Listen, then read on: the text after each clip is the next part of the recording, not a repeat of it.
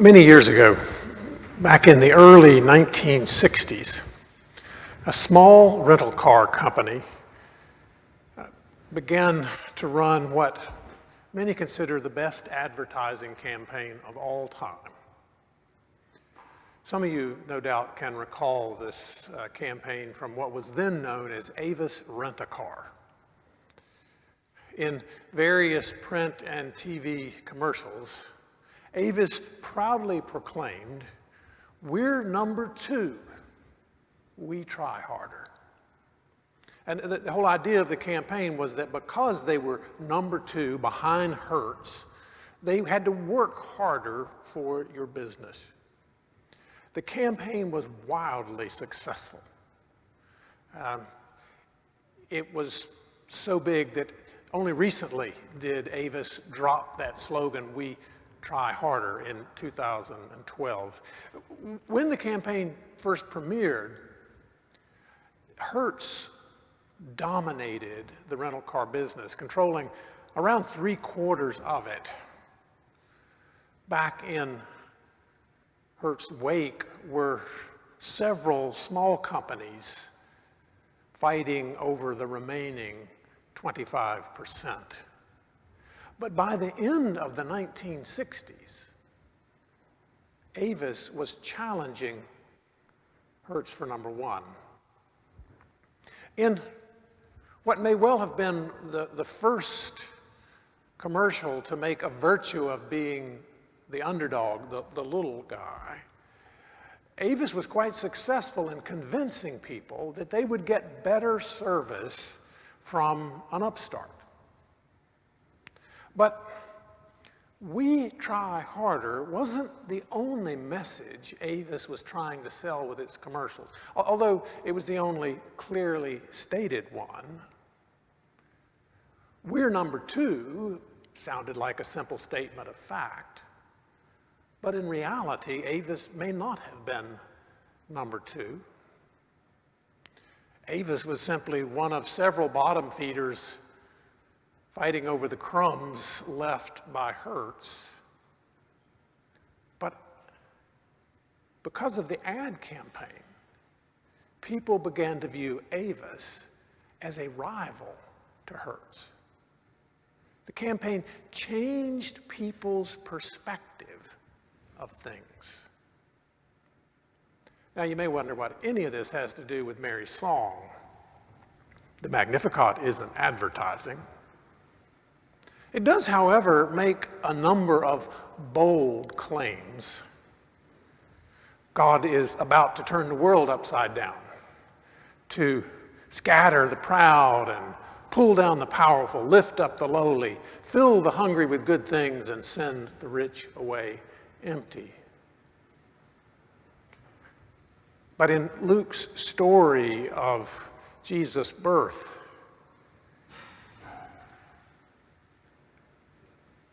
Luke speaks of a world already turned upside down.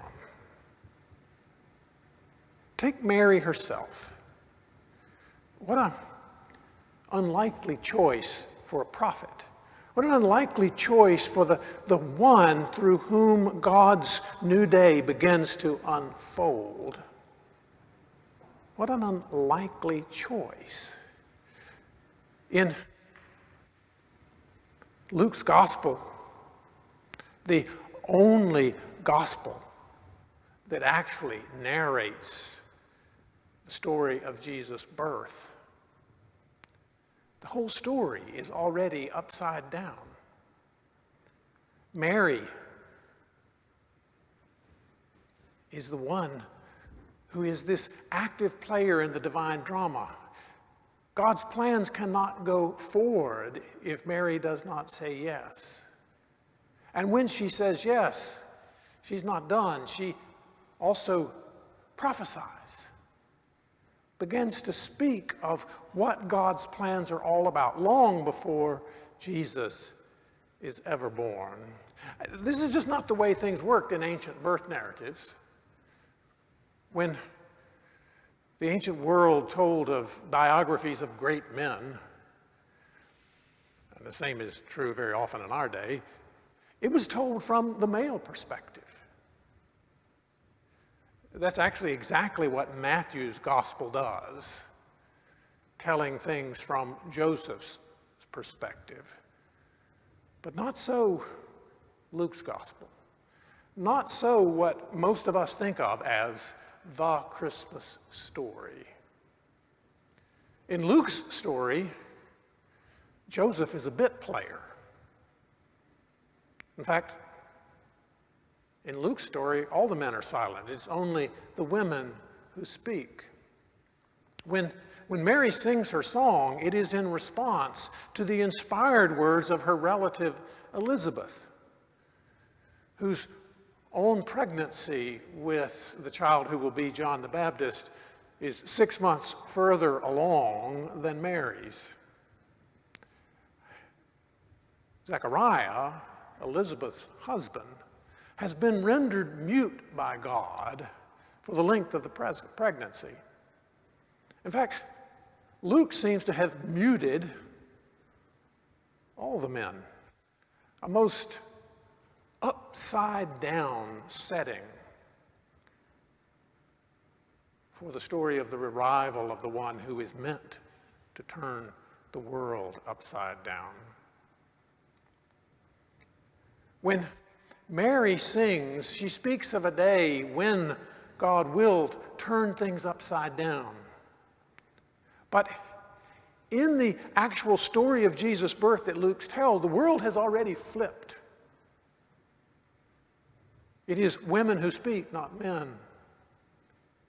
It is Mary who prophesies. It is Mary who can see what God is about to do.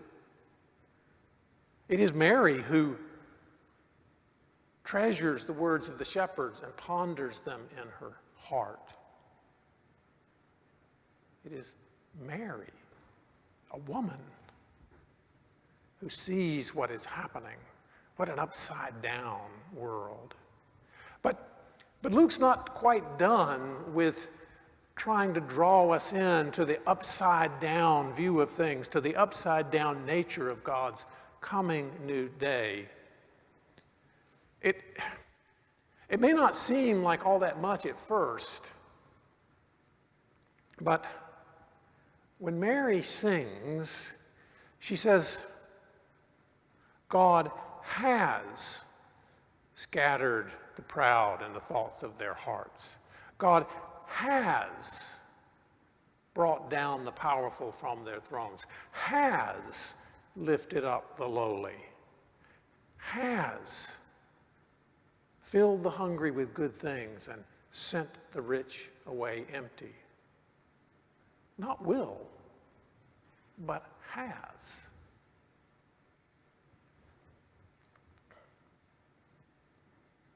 Not will, but has. No doubt I've shared the quote before from Barbara Brown Taylor that says, prophets almost never get their verb tenses straight because part of their gift is to see the world as God sees it. And so that means that for prophets, what God will do is as real as what God is doing, as what God has already done. Seeing the world as God sees it. Could we actually do that? Could the upside-down ways of God's world become so real to us? Could Mary and Luke pull us so deeply into that world that we started to live by the upside-down ways of God's new day? A few people do. I think a lot more of us want to. Perhaps we want to a little more at Christmas. At Christmas, we sometimes get our verb tenses wrong when we sing. Joy to the world, the Savior reigns. not will reign, but does. He rules the world with truth and grace and makes the nations prove the glories of his righteousness and wonders of his love. Not will rule and will make, but does. Peace on earth and mercy mild, God and sinners reconciled. Not will be someday, but are now. Much of the hoopla around Christmas has little to do with Jesus or with faith. It's about family, nostalgia, Santa, comforting familiar traditions. Not that there's anything wrong with any of those,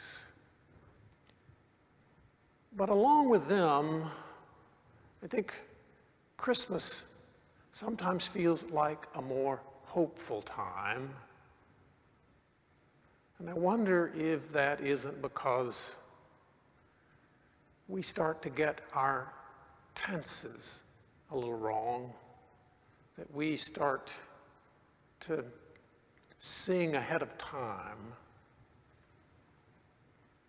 as we see what God has done. And I think that's what Luke's got going on here. He's wanting us, along with Mary, to see what God is doing, to see things as God sees them.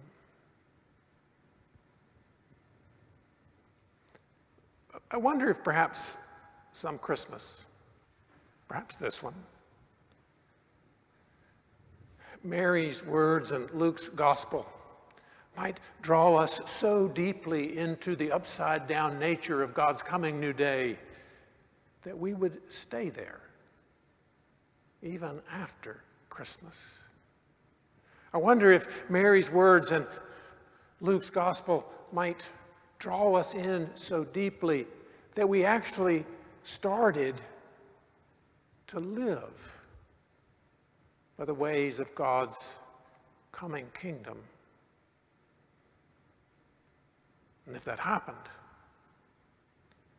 we would join those other disciples who are working to tilt the world in the direction that God is already taking it. God has acted. A Savior is born. He rules the world with truth and grace. Peace on earth. Can you see it? Can we see it? All praise and glory to the God whose love takes on flesh at Christmas. Thanks be to God.